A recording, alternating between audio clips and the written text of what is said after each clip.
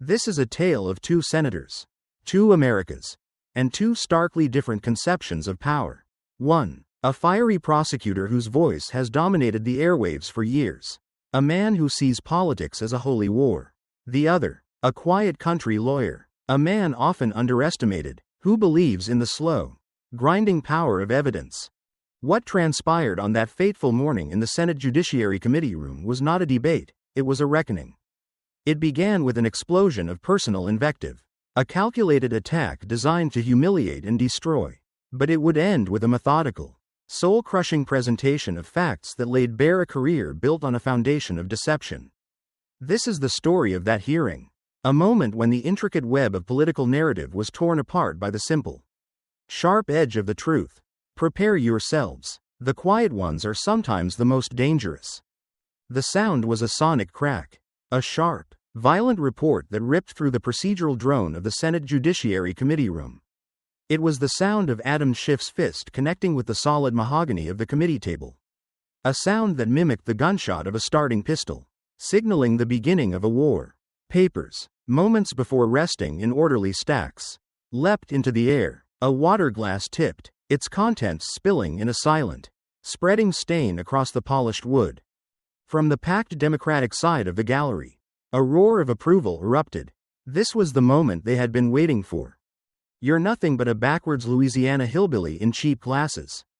The words were an epithet, honed to a razor's edge and aimed with surgical precision. Representative Adam Schiff of California was on his feet, his body coiled with a righteous fury. At 65, his face was flushed, a web of red veins visible at his temples. The harsh fluorescent lights above reflected off the sheen of sweat on his brow. A physical manifestation of the heat of his rage. His finger, extended and trembling slightly, was pointed like a weapon at Senator John Kennedy of Louisiana. Kennedy, the target of this volcanic eruption, remained a portrait of unnerving tranquility. He calmly reached into the breast pocket of his suit and produced a neatly folded handkerchief. His wire-rimmed glasses had been spattered by the spilled water, and he proceeded to clean them with slow, almost meditative movements. Each circular motion of the cloth on the lens was a small act of defiance, a demonstration of utter control in the face of chaos. His weathered hands, the hands of a man more accustomed to a fishing boat than a Senate chamber, were as steady as a surgeon's.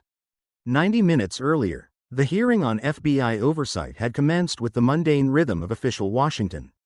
Kennedy, in his capacity as a senior member, had been methodically questioning bureau officials about the arcane details of investigative protocols and political bias. It was dry, technical work, the kind of necessary but unglamorous oversight that emptied galleries and sent reporters scrolling through their phones.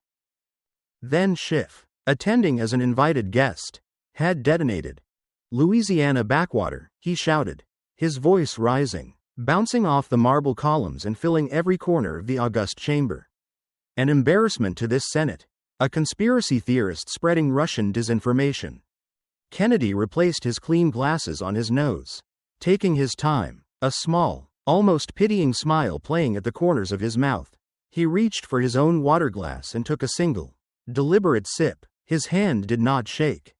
The performance of calm seemed to enrage Schiff further.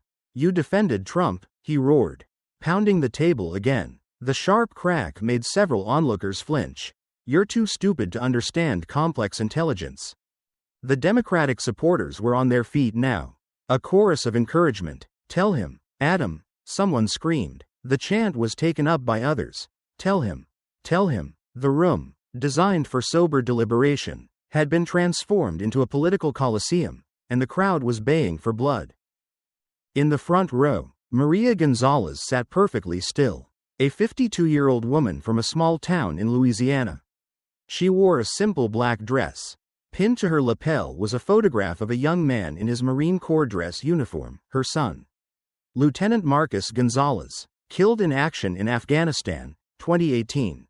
She had driven 6 hours through the night to be here, summoned by a cryptic but kind letter from Senator Kennedy's office.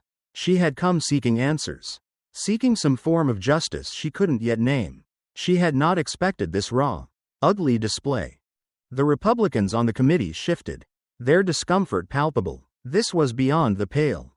A violation of the unwritten codes of senatorial conduct. The Democrats, however, were energized, their phones held aloft, capturing the viral content for the digital battlefield. In the media section, 40 reporters typed with furious speed. The hearing was no longer about the FBI, it was about the impending political brawl. Kennedy finished his sip of water. He folded his handkerchief with the same meticulous care and returned it to his pocket. He then looked up, his eyes meeting Schiff's, and in that gaze was a remarkable, unnerving calm. "Senator Schiff," Kennedy said, his Louisiana drawl soft, almost gentle, "are you quite finished?" Schiff's face darkened, his tirade momentarily checked. "I haven't even started with you. You." "That's unfortunate," Kennedy interrupted, his politeness somehow more disarming than any shout. "Because I have a question for you." A hush began to fall over the room. Something in Kennedy's tone, that unshakable, almost serene confidence, was starting to cut through the partisan haze. His weathered hand slid across the table and came to rest on a thick manila folder. The label, in bold black letters, read, "Schiff, Russia Investigation," red, "Classified," stamps were visible on the documents within. Schiff's eyes widened. It was a flicker, a momentary lapse in his armor of indignation. But it was enough. The cameras saw it. Kennedy saw it. "You told the American people," Kennedy said, his voice still soft but now carrying a new weight of authority. "For 3 years, that you had evidence of Trump-Russia collusion. More than circumstantial evidence, you said.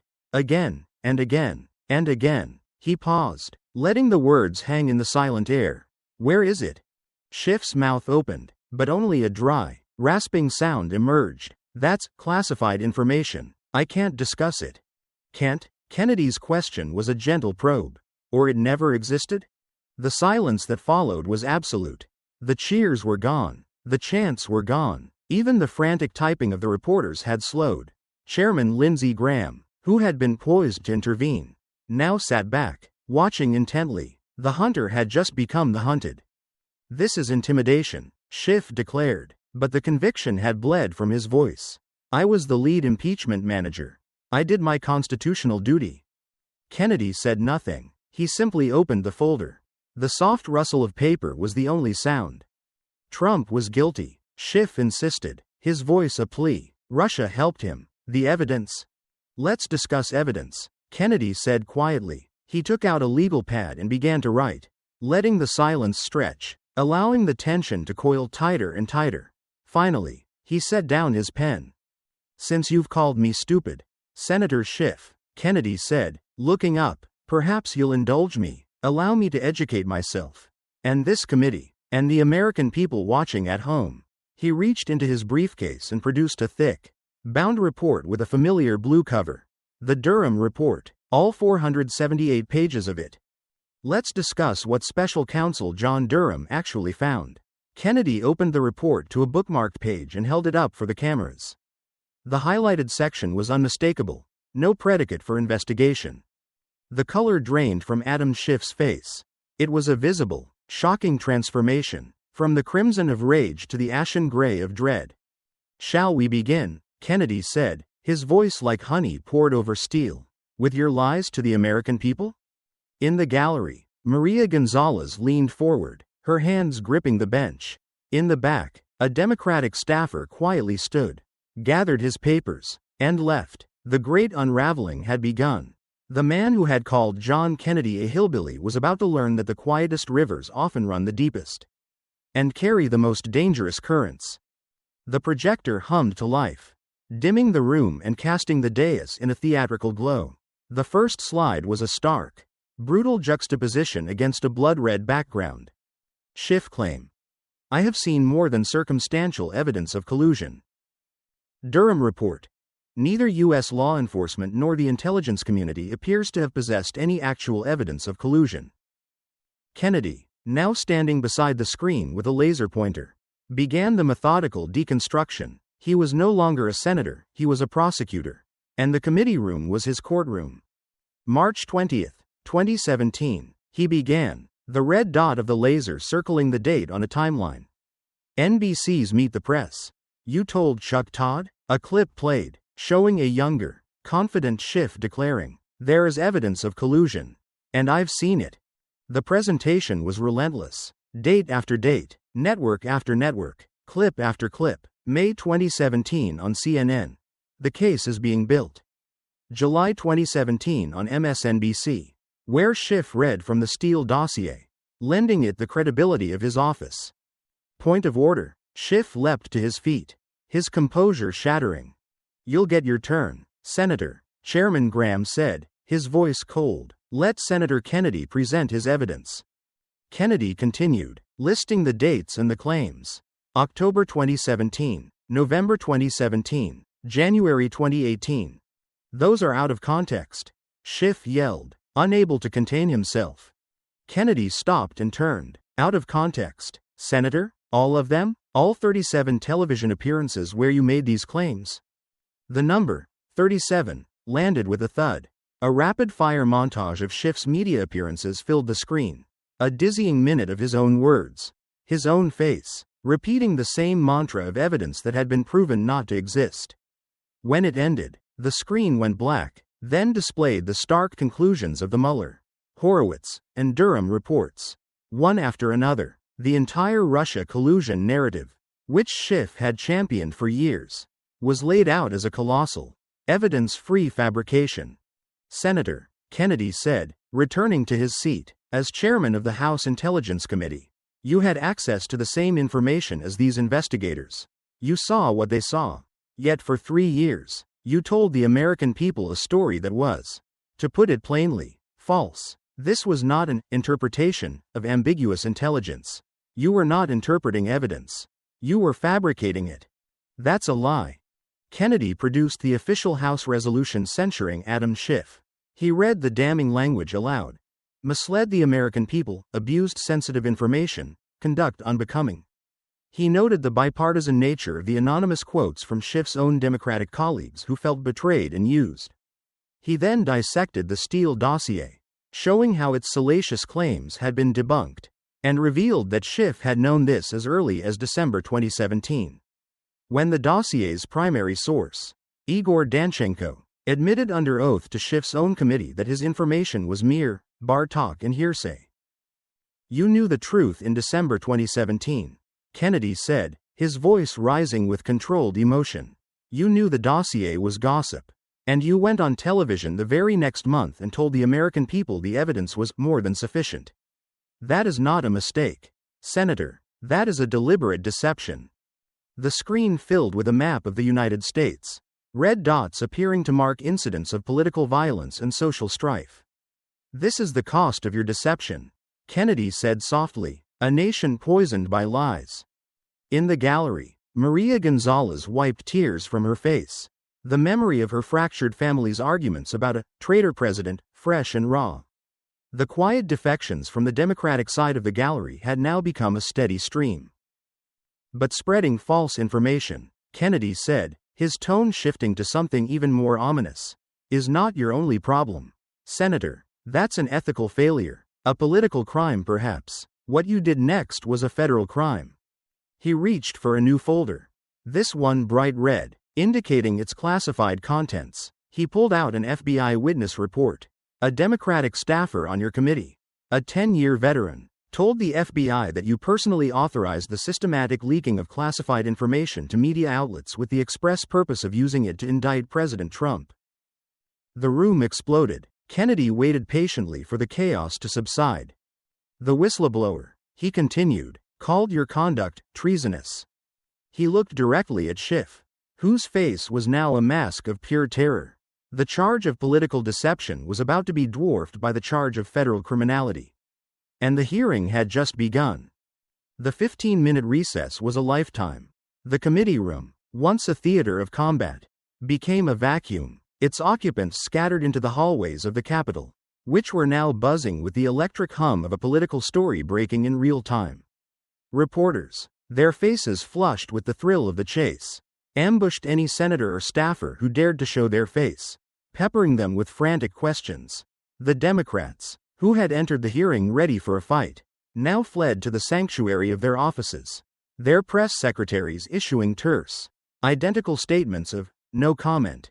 The Republicans, in a rare display of strategic discipline, also remained silent, understanding that the most powerful statements were the ones Kennedy was making.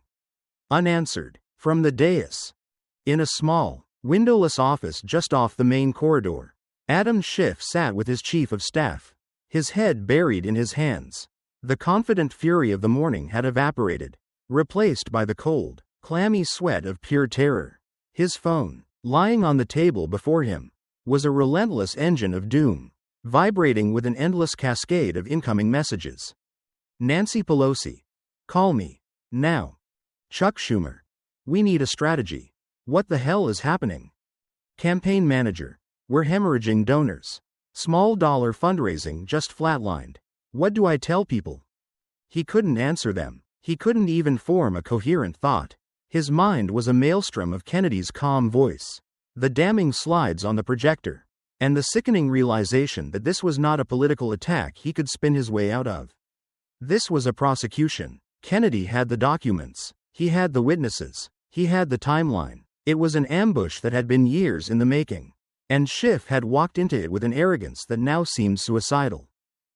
How did he get the 302s? Schiff muttered, his voice muffled by his hands. Those are sealed FBI files. Who gave them to him? His chief of staff, a young, ambitious lawyer who now looked ashen-faced and terrified, shook his head. I don't know, Adam, but the whistleblower, if they have him, if he's credible, the Russia stuff is bad press. This is a federal crime. This is prison time. Schiff couldn't breathe. The walls of the small office seemed to be closing in, the air thick and suffocating. Meanwhile, down the hall, in his own quiet Senate office, John Kennedy sat alone. There was no celebration, no triumphant calls to allies. He methodically organized the papers for the next phase of his presentation. His focus absolute, he drank a glass of water and reviewed his notes. His chief of staff entered. Senator, the media is going insane. They're calling it the most stunning hearing in a decade. Kennedy nodded, his expression grim. This isn't about stunning them, Michael. It's about showing them the truth. He tapped the thick folder marked mortgage fraud. We're only halfway through. Tell the chairman we're ready to reconvene. When the committee came back to order, the gallery was noticeably emptier. Perhaps only 60% of its original capacity. The Democratic supporters who remained were no longer defiant, they were funereal. Their faces etched with a mixture of shock and dawning horror. Those who had left would not be coming back. Kennedy waited for the room to settle, then began without dramatics or preamble. He simply opened the red, classified folder. On August 12, 2025, Kennedy said, his voice as calm as it had been that morning. FBI Director Kash Patel declassified portions of an investigation into the unauthorized disclosure of classified information from the House Permanent Select Committee on Intelligence during your tenure as chairman. I am going to read directly from the FBI's findings. He put on a pair of simple reading glasses. A Democratic whistleblower, who worked on the committee for over 10 years, reported that in January of 2017, then Representative Adam Schiff authorized the systematic leaking of classified information to media outlets. Schiff jumped to his feet. This is hearsay from a discredited source. By whom was he discredited? By whom? Kennedy looked up, his gaze steady. The FBI interviewed this individual 3 separate times over a period of 6 years. They found his testimony to be consistent and credible. They corroborated his account with other witnesses and with documentary evidence. The Department of Justice reviewed the case and declined to prosecute you only because of the protections of congressional speech and debate immunity. That clause protects you from criminal charges. Senator, it does not change the facts of what you did. Kennedy returned to reading from the report. The whistleblower reported attending a January 2017 meeting where Representative Schiff stated that the group would leak classified information derogatory to President Donald Trump. Representative Schiff stated, and I quote the witness directly, the information would be used to indict the president.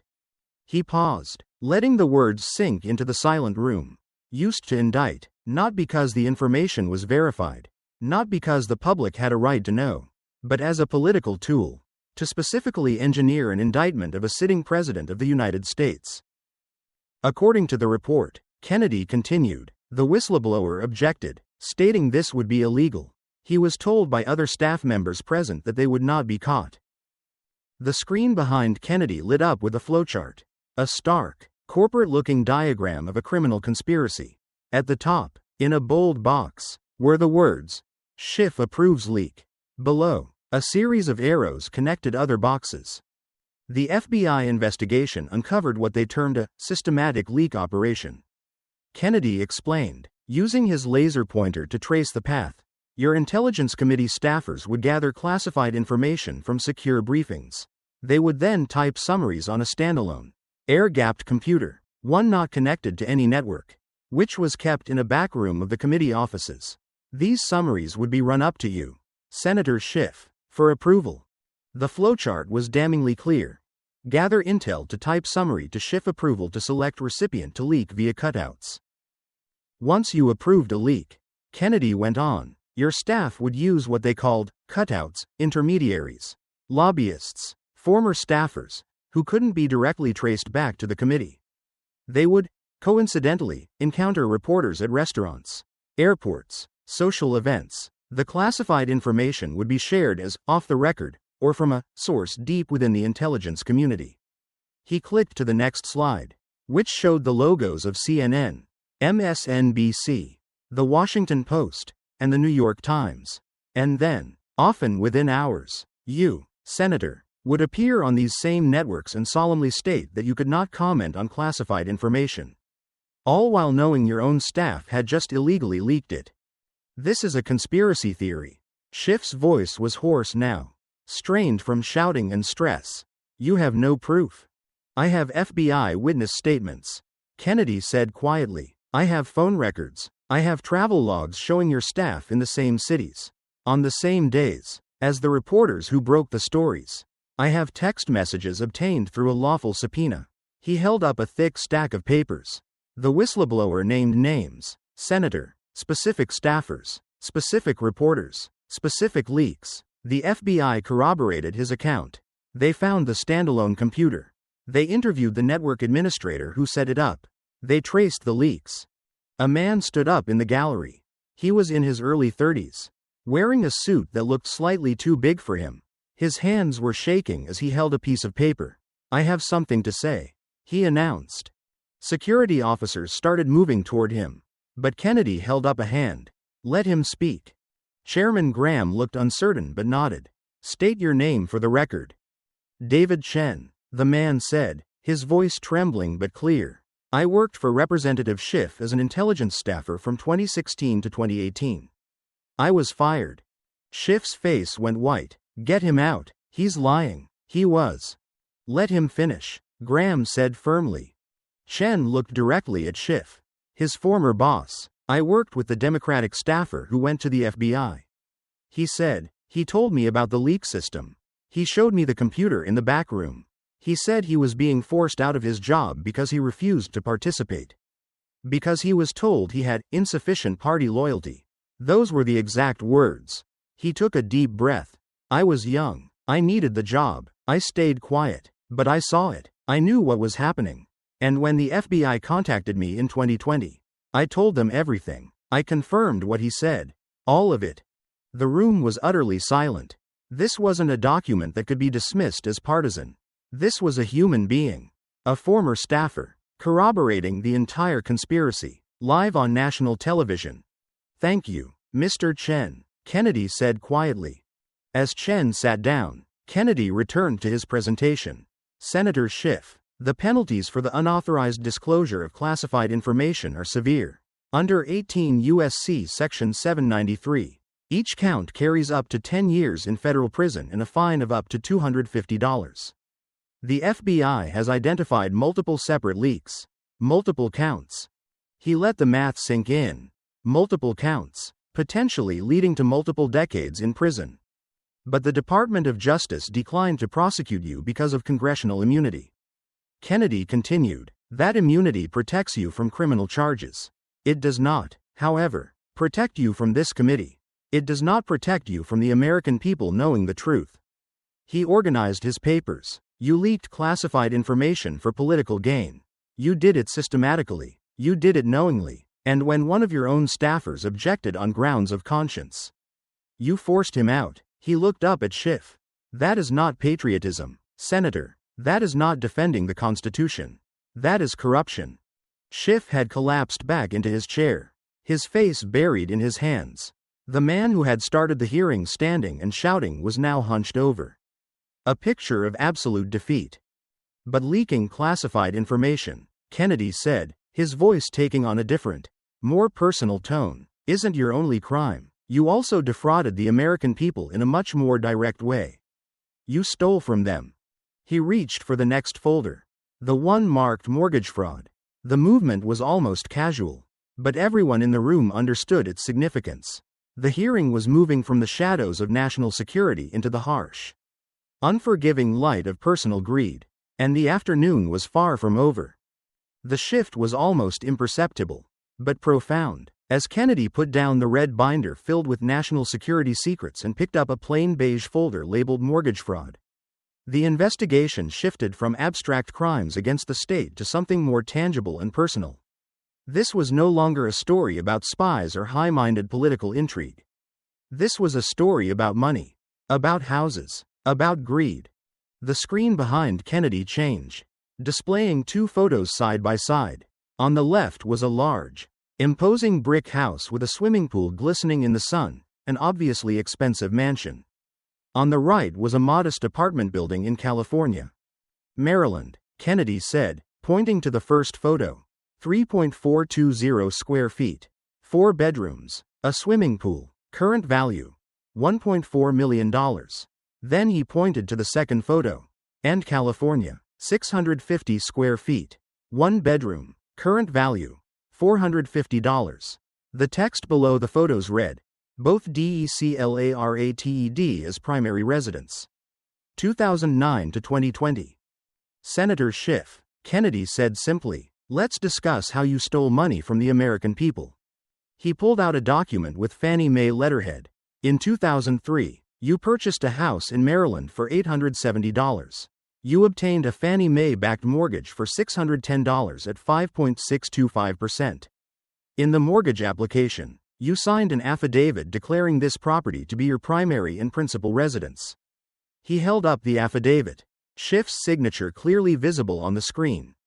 6 years later, in 2009, you bought a condominium in Burbank, California. In your congressional district, you also took out a loan to buy this property. And in this loan application, Kennedy held up another document. You also declared it your primary residence. This declaration allowed you to claim the California homestead exemption, which saved you about $7 a year. The fraud was clear and simple. Whispers spread throughout the gallery. Senator, I'm not a high-level lawyer like you. I'm just a rural lawyer from Louisiana. But even I know that you can't have two primary residences. Federal law is very clear on this point. Kennedy cited mortgage guidelines. Primary residence means your true, permanent home, where you intend to live for the majority of the year. Not a place you visit. Not a second home. A primary home. 1, not 2. I live in both places. Schiff protested weakly. Congress requires us to maintain a residence both in Washington and in our home area. Everyone has two homes. Kennedy agreed. A primary and a secondary. Different interest rates. Different tax treatments. Because declaring a property as a primary residence when it is not is fraud. Senator, it is stealing better terms from the bank. It is stealing tax benefits from the state. It is stealing from honest people who tell the truth on their applications. Kennedy's voice broke. He took off his glasses and pulled out his handkerchief again. For a moment, he seemed to struggle to keep his composure. My mother, he said quietly, lost her home in 2008. The bank gave her a loan she couldn't really afford. But when the crisis hit and she needed help, a modification, a forbearance, they refused. He paused, wiping his eyes. The room was silent. She worked 3 jobs trying to save that home.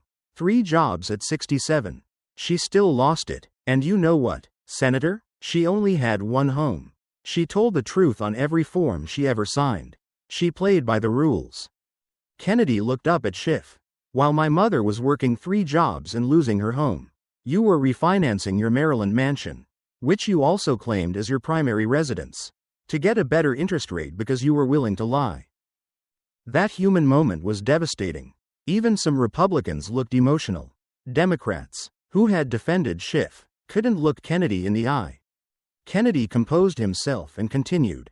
Between 2009 and 2020, in 11 years, you refinanced the Maryland property 4 times.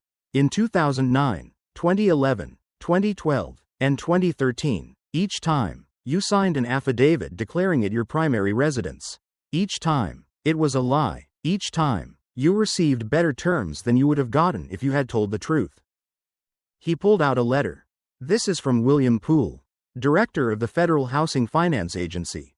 It is addressed to Attorney General Pam Bondi and is dated May 2025.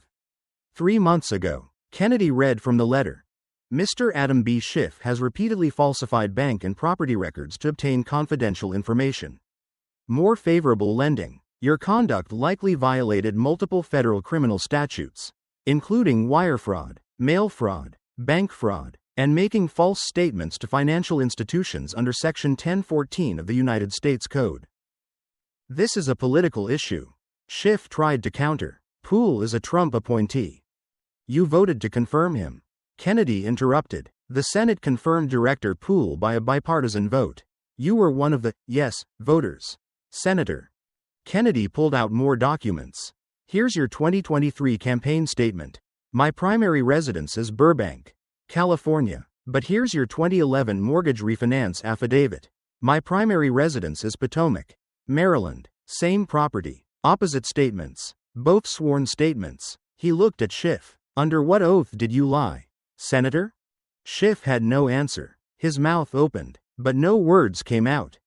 Let's talk about the money, Kennedy said, pulling out a handheld calculator, an actual physical object, which he held up for the cameras to see. Interest rates on a primary residence are typically 0.5% to 1% lower than interest rates on a secondary residence.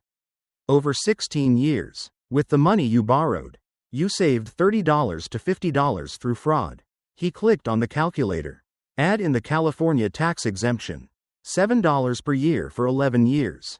That's $77. Total ill-gotten gains are over $100. He stole over $100 from American taxpayers. A woman stood up in the gallery. She was crying. My name is Jennifer Martinez. She said, I'm a teacher. In 2012, I applied for a mortgage. I was denied. She held up a letter. Same bank. The same year he refinanced. I make $45 a year. I'm a single mother. I told the truth on my application. I was denied. Her voice broke. He made $174 as a congressman.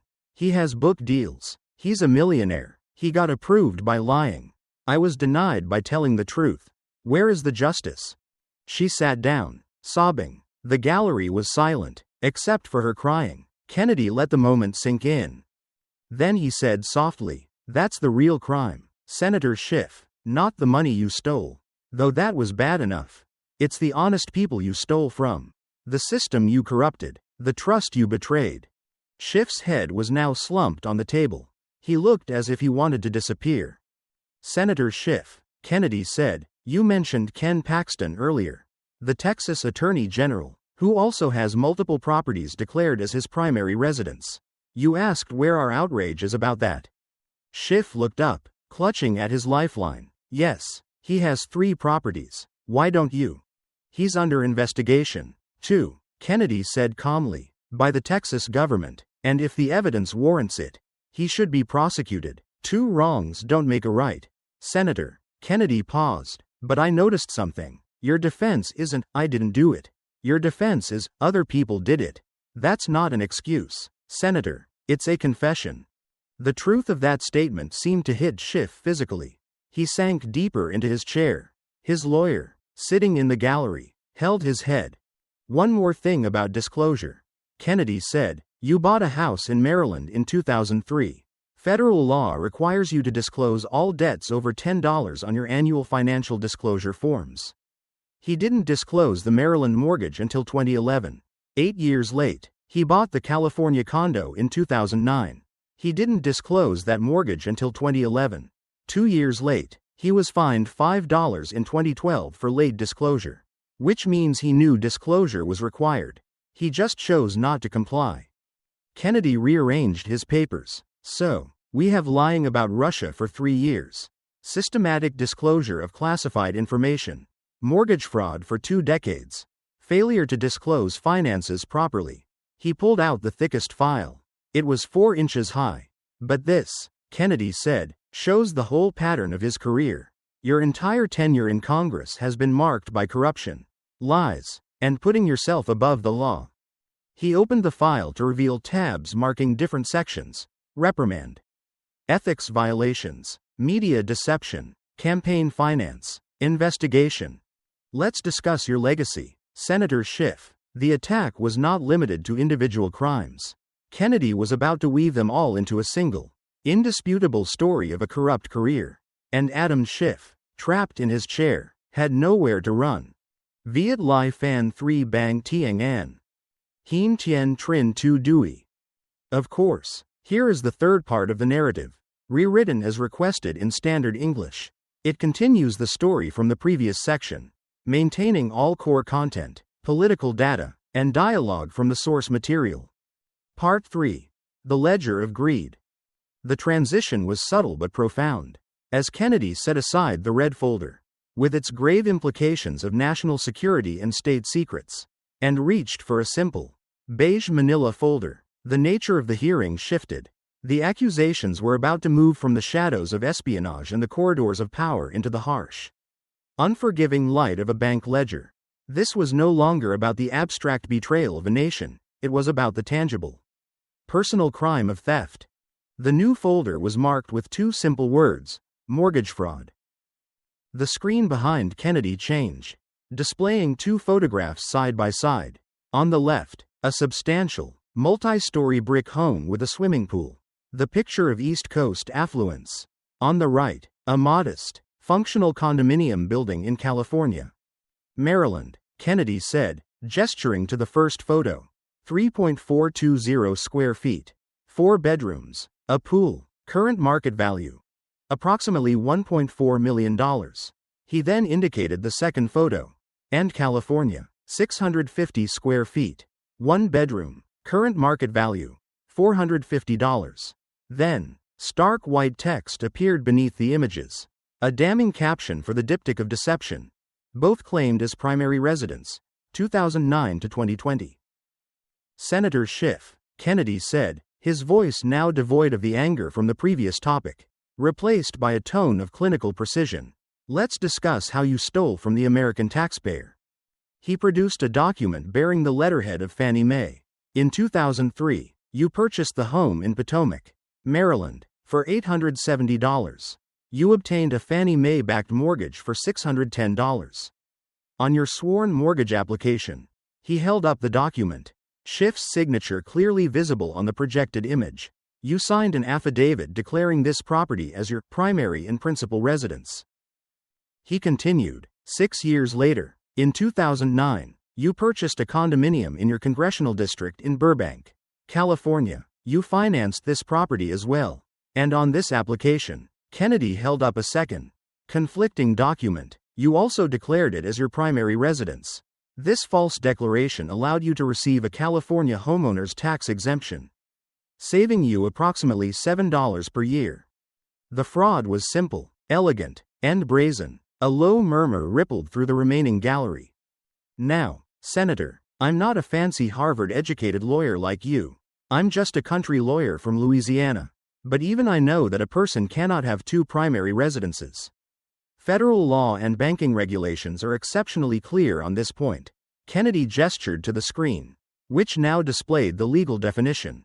Primary residence means your true, fixed, and permanent home, the place where you intend to live for the majority of the calendar year. Your primary home. 1, not 2.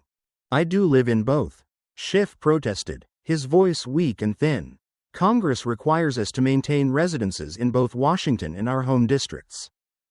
Everyone in Congress has 2 homes. Kennedy agreed instantly, disarming the excuse. A primary and a secondary. And the interest rates are different for each. The tax treatment is different for each. Because claiming a property as your primary residence when it is not is fraud. Senator, it's stealing more favorable terms from the bank. It's stealing tax benefits from the state. It is stealing from the honest people who tell the truth on their applications. Kennedy's voice thickened with emotion. He removed his glasses and once again pulled the handkerchief from his pocket. For a moment, he seemed to struggle to compose himself, and the room fell completely silent. My mother, he said quietly, his voice catching, lost her home in 2008. Foreclosure. The bank had given her a subprime loan she couldn't really afford. But when the crisis hit and she needed help, a modification, a temporary forbearance, they said no. He paused, wiping his eyes. A moment of raw, unscripted humanity. She worked 3 jobs trying to save that house. 3 jobs. At 67 years old. She lost it anyway. And you know what, Senator? She had one home. She told the truth on every form she ever signed. She played by the rules. Kennedy put his glasses back on and looked up at Schiff. His gaze now hard as flint.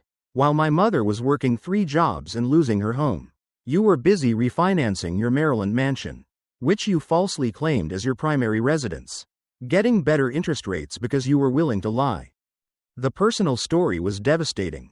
It stripped the proceeding of all partisanship and reduced it to a simple human morality play: the honest, hard-working mother versus the dishonest, privileged politician.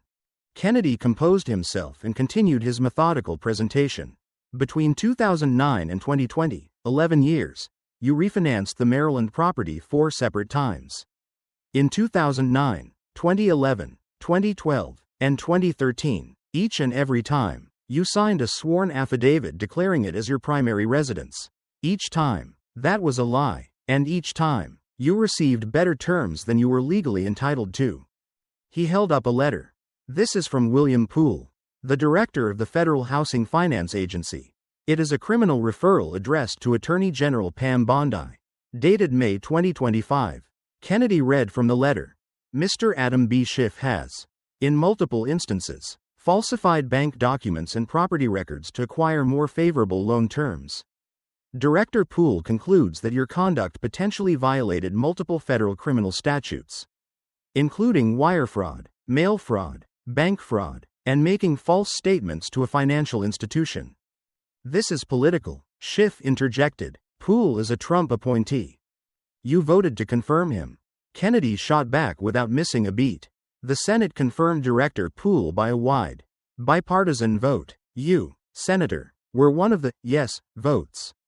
Kennedy pulled out more documents, piling the evidence higher. Here is your 2023 campaign statement, where you declare, my primary residence is Burbank, California. But here is your 2011 mortgage refinancing affidavit, where you swear, my primary residence is Potomac, Maryland. Same properties, opposite claims, both under oath. He looked at Schiff. Which oath did you lie under, Senator? Schiff had no answer. Let's talk about the money, Kennedy said, pulling out a physical calculator, a folksy prop that he held up for the cameras. Primary residence interest rates are typically a half point to a full point lower than secondary residence rates. Over 16 years, given the amounts you borrowed, our forensic accountants estimate you saved between $30 and $50 through this fraudulent scheme. He clicked the buttons on the calculator. Add in the California tax exemption, $7 per year for 11 years. That's another $77. Your total ill-gotten gains are over $100. You stole more than $100,000 from American banks and taxpayers. A woman stood in the gallery, tears streaming down her face. My name is Jennifer Martinez, she said, her voice shaking. I'm a teacher. In 2012, I applied for a mortgage. I was denied. She held up a crumpled letter. Same bank, same year he refinanced. I made $45 a year. I was a single mother. I told the truth on my application. And I was denied. Her voice broke. He made $174 a year as a congressman. He had book deals. He was a millionaire. And he got his loan approved by lying. I was denied by telling the truth. Where is the justice in that? She sat down, sobbing. The gallery was silent, save for her grief. Kennedy let the moment hang in the air before speaking. That is the real crime. Senator Schiff, not just the money you stole, but the honest people you stole from, the system you corrupted, the trust you betrayed. Schiff, his head down on the table, looked up, grasping at one last lifeline. You mentioned Ken Paxton, he said, his voice weak, the Texas Attorney General. He also had multiple properties claimed as primary residences. Where was your outrage about that? He's under investigation, too, Kennedy said calmly, by Texas authorities, and if the evidence warrants it, he should be prosecuted to the fullest extent of the law. Two wrongs don't make a right. Senator, Kennedy paused, leaning forward slightly, but I noticed something telling in your defense. Your defense isn't, I didn't do it. Your defense is, other people do it, too. That is not a defense. Senator, that is a confession. The simple truth of that statement seemed to land like a physical blow. Schiff slumped further in his chair. And one more thing about a pattern of dishonesty. Kennedy said, federal law requires you to disclose all liabilities over $10 on your annual financial disclosure forms. You bought the Maryland home in 2003. You failed to disclose that mortgage to the public until 2011, 8 years late. You bought the California condo in 2009. You failed to disclose that mortgage for 2 years. A pattern of concealment. Kennedy began to organize his papers, creating separate, damning piles on the table. So, to summarize, we have documented your lies about the Russia investigation for 3 years. We have documented your systematic leaking of classified information. We have documented your commission of mortgage fraud across 2 decades, and your failure to disclose your finances to the public. He reached into his briefcase and pulled out the thickest folder yet. It was at least 4 inches tall, a black binder filled with tabs.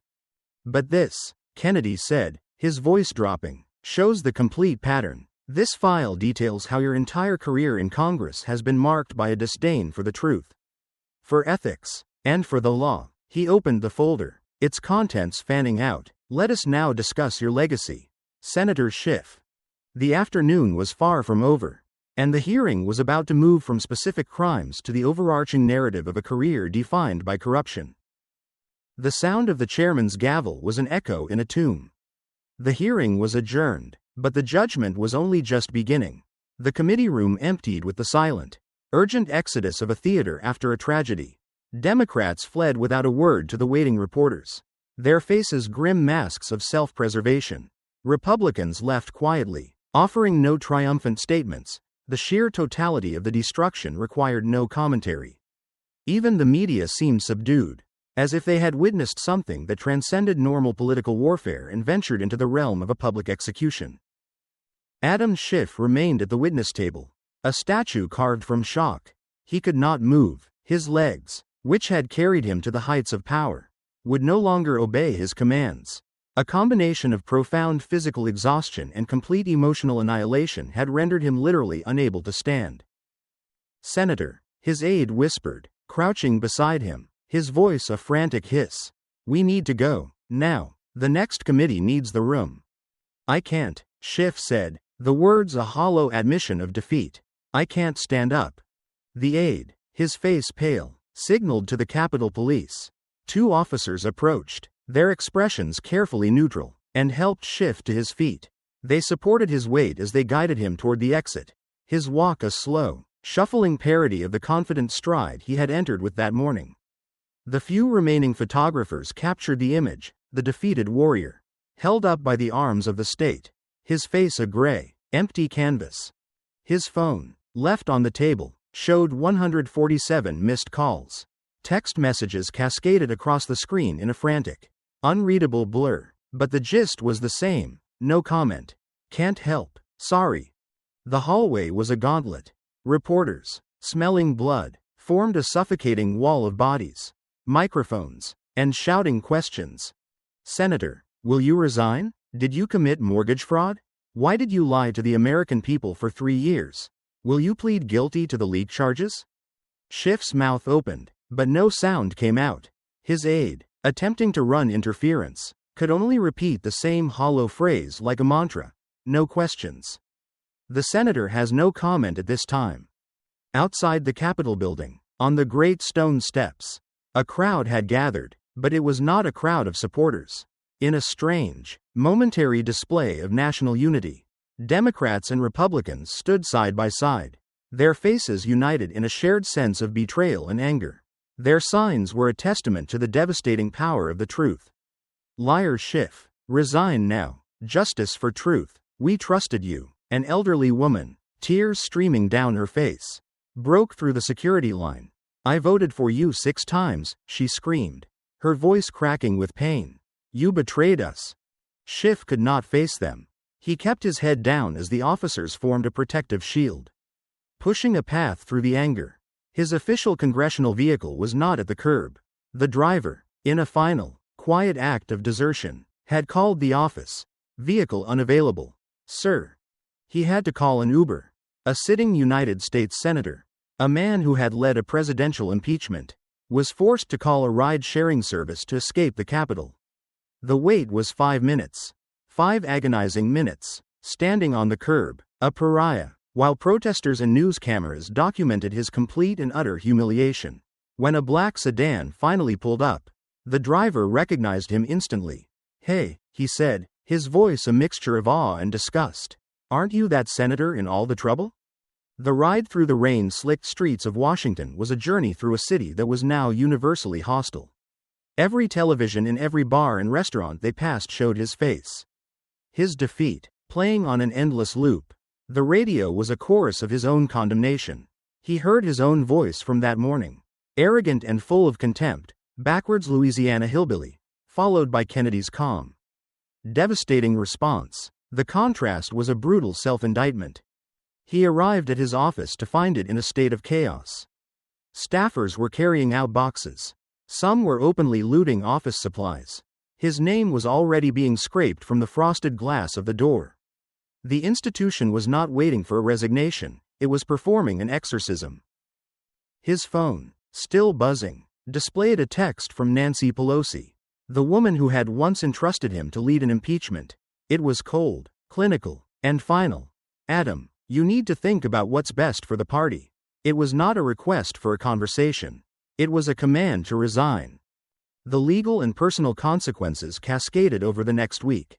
The Senate Democratic Caucus stripped him of his committee assignments. His campaign donors demanded refunds. His book publisher officially canceled his contract, citing a morals clause. 3 of his senior staffers resigned publicly. 4 others simply updated their LinkedIn profiles. A quiet but equally damning verdict. His lawyers met with him daily in his California home, where he had become a recluse. The options they presented were a menu of nightmares. Resign immediately and try to negotiate a plea deal with the DOJ. Or fight the overwhelming evidence and face a trial that would certainly end in conviction and decades in prison. The personal toll was even worse. He lost 12 pounds in a week. He couldn't sleep. His wife, though publicly supportive, moved into the guest room. His children's calls became less frequent. Their conversations strained and awkward.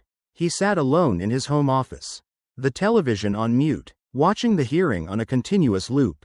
A man obsessed with the moment of his own destruction.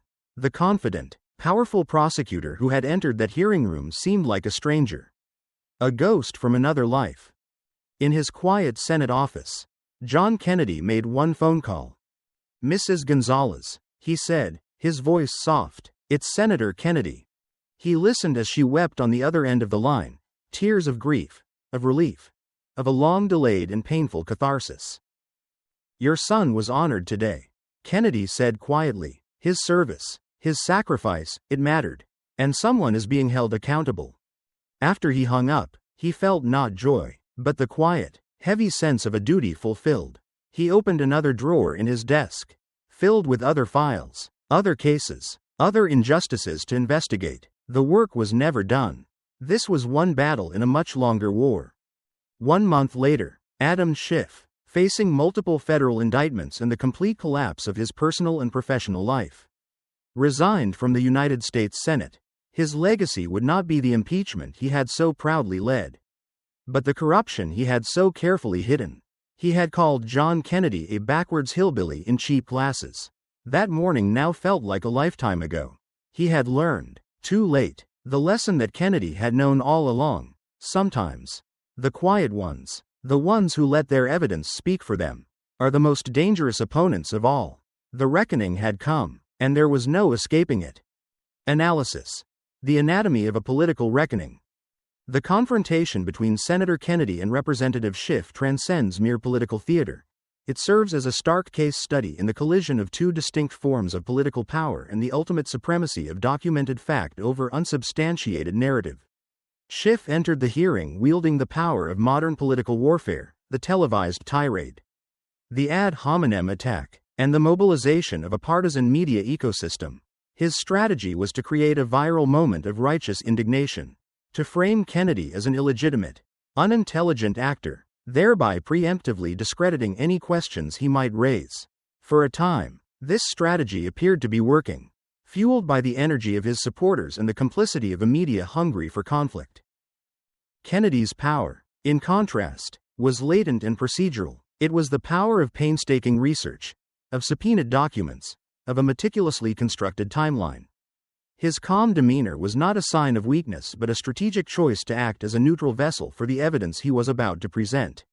By refusing to engage with Schiff's emotional provocations, he established a critical contrast. One man was fueled by rage, the other by facts. The turning point was the introduction of physical evidence, the Durham Report, the censure resolution, the mortgage applications. Each document served as an anchor, pulling the debate from the ethereal realm of political spin down to the bedrock of verifiable truth. The systematic nature of Kennedy's presentation was crucial. It was not a single, gotcha moment but a relentless accumulation of evidence that created an inescapable pattern of deception. He built a cage of facts around Schiff, bar by bar, until there was no room left for interpretation or denial. Crucially, Kennedy's case was amplified by human testimony, the former staffer, the civil rights veteran, the spurned constituent, which transformed abstract corruption into tangible human suffering. The story of his own mother and of Marcus Gonzalez served as the moral core of his argument, framing Schiff's actions not as political missteps but as profound betrayals of the public trust that had devastating real-world consequences. In the end, the event demonstrated that while narrative and media savvy can create powerful political figures, that power is fragile if not tethered to the truth. Kennedy's victory was a victory for accountability, proving that in a forum of record, a single, well-prepared individual armed with indisputable evidence can successfully dismantle a political narrative built on years of repetition and media reinforcement. It was a brutal, public lesson that a political career, no matter how celebrated, can be brought to ruin when its foundational claims are proven to be lies.